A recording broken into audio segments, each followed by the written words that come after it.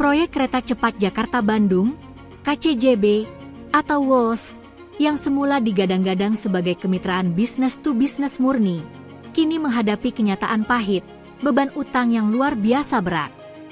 Sejak awal, para pakar telah memperingatkan risiko perencanaan keuangan yang terlalu optimis dan potensi pembengkakan biaya. Peringatan itu kini terbukti. KCJB harus diselamatkan dengan dana APBN dan kini, setelah beroperasi, kerugian triliunan rupiah PT KCIC, perusahaan patungan Indonesia-Cina, justru menjadi beban di pundak konsorsium BUMN Indonesia yang dipimpin PT KAI Persero. Penyebab utamanya adalah bunga utang pinjaman dari China Development Bank, CDB, yang jauh lebih tinggi daripada proposal kompetitor dan pembengkakan biaya, cost overrun, yang fantastis. Selama 8 menit ke depan, kita akan membedah detail utang WOS. Berapa total bunganya? Seberapa jauh selisihnya dari tawaran Jepang? Dan mengapa beban ini akhirnya jatuh ke BUMN kita? Anatomi utang WOS, Rp 120 triliun dari Cina. 1. Total investasi dan sumber pinjaman. Total investasi, jumlah investasi pembangunan KCJB menembus sekitar 7,27 miliar dolar AS atau sekitar 120,38 triliun rupiah menggunakan kurs Rp16.500. Porsi pinjaman, sekitar 75% dari total investasi ini dibiayai melalui pinjaman dari China Development Bank, CDB. Struktur perusahaan, KCIC adalah perusahaan patungan, namun mayoritas sahamnya dimiliki oleh PT PSBI, konsorsium BUMN Indonesia yang dipimpin PT KAI. Artinya, mayoritas utang ini ditanggung oleh pihak Indonesia. 2. Bunga utang awal, jauh dari harapan. Skema utama, utang pembangunan WOS dilakukan dengan skema bunga tetap, fixed, selama 40 tahun pertama. Bunga awal, bunga yang disepakati adalah sebesar 2% per tahun. Perbandingan kritis, bunga 2% per tahun ini jauh lebih tinggi dari proposal awal Jepang untuk proyek serupa yang menawarkan bunga hanya 0,1% per tahun. Selisih 1,9% per tahun selama 40 tahun adalah beban biaya yang sangat masif. Cost overrun dan bunga tambahan yang melonjak. 1. Pembengkakan biaya, cost overrun, 1,2 miliar dolar. Masalah keuangan KCJB semakin diperparah oleh pembengkakan biaya yang tidak terhindarkan selama masa konstruksi.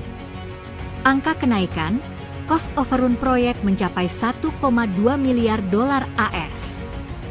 Kenaikan biaya ini menuntut penarikan pinjaman baru oleh KCIC. Pembagian beban cost overrun, beban ini ditanggung oleh kedua belah pihak, di mana 60% ditanggung konsorsium Indonesia dan 40% ditanggung konsorsium Cina. 2. Bunga pinjaman tambahan yang menjerat. Pinjaman baru untuk menutup cost overrun ternyata memiliki bunga yang jauh lebih mencekik.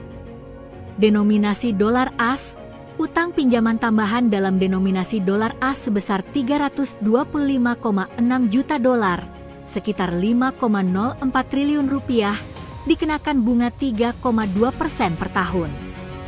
Denominasi Yuan, RMB utang pinjaman tambahan dalam denominasi renminbi, RMB, sebesar 217 juta dolar, sekitar 3,36 triliun rupiah, dikenakan bunga 3,1% per tahun. Tingkat suku bunga ini berlaku flat selama 45 tahun. Fakta kritis, bunga pinjaman tambahan ini di atas 3%, jauh lebih tinggi dari bunga pinjaman awal 2% dan berkali-kali lipat dari tawaran Jepang yang hanya 0,1%. Tingkat bunga yang tinggi ini menambah kerugian triliunan rupiah yang kini dicatat oleh KCIC. Beban BUMN dan PMN dari APBN. 1. KCIC rugi, BUMN menanggung. Kerugian triliunan rupiah yang dialami PT KCIC akibat utang dan bunga yang besar otomatis menjadi beban bagi pemegang saham mayoritas di Indonesia. Pemegang saham, kerugian ini ditanggung oleh 4 BUMN Indonesia yang tergabung dalam PT PSBI dengan PT KAI sebagai pemimpin konsorsium. KAI dan BUMN lainnya dipaksa menanggung beban utang yang sangat besar, mengganggu kinerja keuangan mereka. 2. Penyelamatan dari APBN. Janji awal bisnis to bisnis akhirnya kandas, karena APBN harus turun tangan. Pinjaman cost overrun, pinjaman 542,7 juta dolar AS dari CDB untuk menutupi cost overrun, porsi Indonesia, didanai oleh pinjaman CDB sebesar 75%. PMN sebagai penutup, sisa 25% dari utang cost overrun konsorsium Indonesia ditutup melalui penyertaan modal negara, PMN, yang bersumber langsung dari APBN. Kesimpulan, meskipun pemerintah mengklaim utang KCJB tidak ditanggung APBN secara langsung, faktanya, PMN dari APBN digunakan untuk menutup sebagian cost overrun dan menjamin keberlangsungan proyek ini. Ini adalah bukti nyata bahwa risiko utang proyek ini pada akhirnya bermuara pada kas negara. Proyek WOS adalah contoh nyata bagaimana perencanaan yang terlalu ambisius dan pengambilan keputusan politik dapat menghasilkan beban keuangan jangka panjang yang masif. Membandingkan bunga utang WOS, 2% hingga 3,2% fixed selama 40-45 tahun, dengan tawaran Jepang, 0,1%, adalah cerminan dari pilihan pahit yang diambil Indonesia. Tingkat bunga yang tinggi ini akan terus menggerus keuangan BUMN selama 4 dekade mendatang, mengubah proyek kebanggaan ini menjadi sandungan keuangan.